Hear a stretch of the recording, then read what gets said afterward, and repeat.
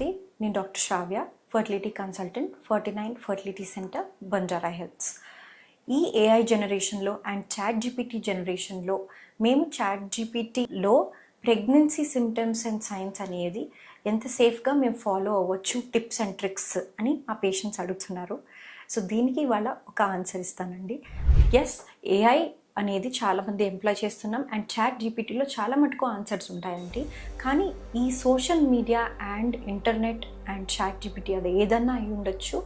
ఇది ఒక generalized information ఇవ్వడానికి మాత్రమే మీరు యూజ్ చేయొచ్చండి, not specific and patient centric. ఎందుకంటే ఒకవేళ మీకు ఎలాంటి చిన్న చిన్న డౌట్స్ ఉంటే దాన్ని క్లారిఫై చేసుకోవడానికి, లేకపోతే ఎలాబరేట్ ఎక్స్ప్లెనేషన్ కోసం మీరు యూజ్ చేయడానికి యూజ్ అవుతుంది. కానీ స్పెసిఫిక్ సిమ్టమ్ ఎందువల్ల వచ్చింది అండ్ దానికి స్పెసిఫిక్ ట్రీట్మెంట్ అనేది చాట్ జీపీటీ కానీ ఇతర ప్లాట్ఫామ్స్ అనేది కానీ మీకు ప్రొవైడ్ చేయలేదు.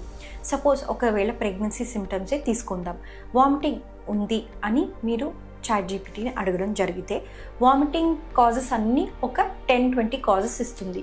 కానీ మీ వామిటింగ్ సిమ్టమ్ దేనివల్ల అయి ఉండొచ్చు, దాని అండర్లైన్ కాజ్ ఏంటి, దానికి ఏం స్పెసిఫిక్ ట్రీట్మెంట్ చేస్తే మీరు సేఫ్గా ఉంటారు అండ్ ప్రెగ్నెన్సీ సేఫ్గా ఉంటుంది అనేది ఒక specialist doctor and me history పూర్తిగా తెలిసిన డాక్టర్ మాత్రమే మీకు specific treatment and specific guidance అనేది ప్రొవైడ్ చేయగలుగుతారండి. అదొకటే సిమ్టమ్ కాదు, ఇలాంటి ప్రెగ్నెన్సీ కానీ ఎలాంటి ట్రీట్మెంట్స్ తీసుకున్నప్పుడు కూడా మీరు డాక్టర్ని కన్సల్ట్ చేయడం చాలా మంచిది. చాట్ జీపీటీ అండ్ ఇతర ప్లాట్ఫామ్స్ని మీరు జనరలైజ్డ్ ఇన్ఫర్మేషన్ కోసం యూజ్ చేయొచ్చు.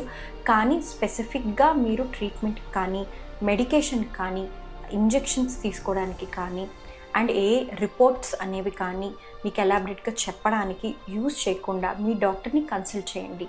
ఇలాంటి ఇంటర్నెట్ కానీ సోషల్ ప్లాట్ఫామ్స్ కానీ మనకి జస్ట్ ఒక ఎక్స్పాండెడ్ ఫామ్ అంతే, కానీ it is not a replacement for your doctor. Thank you.